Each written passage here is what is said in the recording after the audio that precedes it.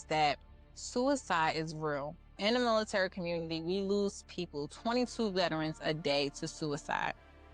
There's signs sometimes that you can see, but sometimes there are none. Sometimes people are hurting in plain sight.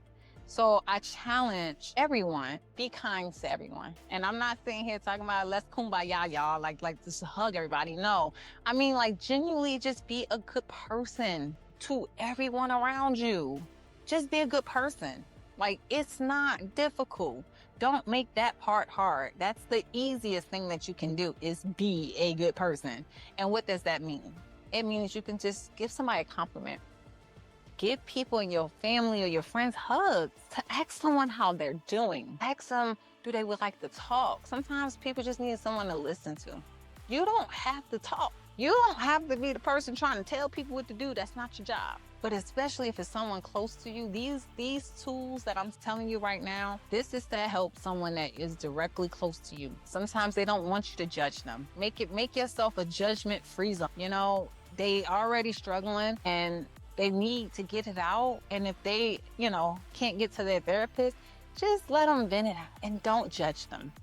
Don't give input, just sometimes listen. Sometimes just give a hug. You know the power of healing from just human touch and a hug? It's powerful. The highest frequency in life is love. So if someone's depressed and beaten down and they don't feel loved, show love. And you don't have to just love people you're intimate with. You don't have to just love people that you're blood related to. I love people for being who they are.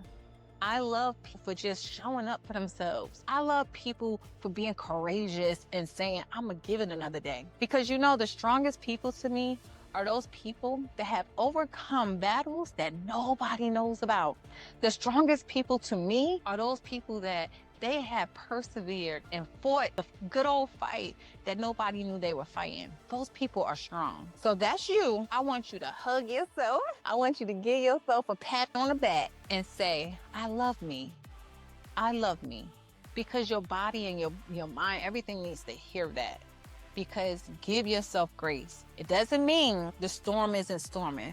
It doesn't mean life isn't lifing. All it means is that you're taking it one day at a time. And even with that, let me teach you how to break down a bad day into a bad moment. Something would happen and next thing you know, like, oh, I had a bad day. No, don't let one situation stop you from actually going forward in your day. So you have to start to say, okay, this happened. Turn it into a bad moment. Whether you break it down from day to hour to minutes. That's how you control the narrative and say, I'm not going to let that disrupt my day. I'm not going to let that take away from what I'm going to receive today and how I'm going to be. Because when we allow that to happen, next thing you know, your life goes from bad days to bad weeks to bad months. Now you're having bad years.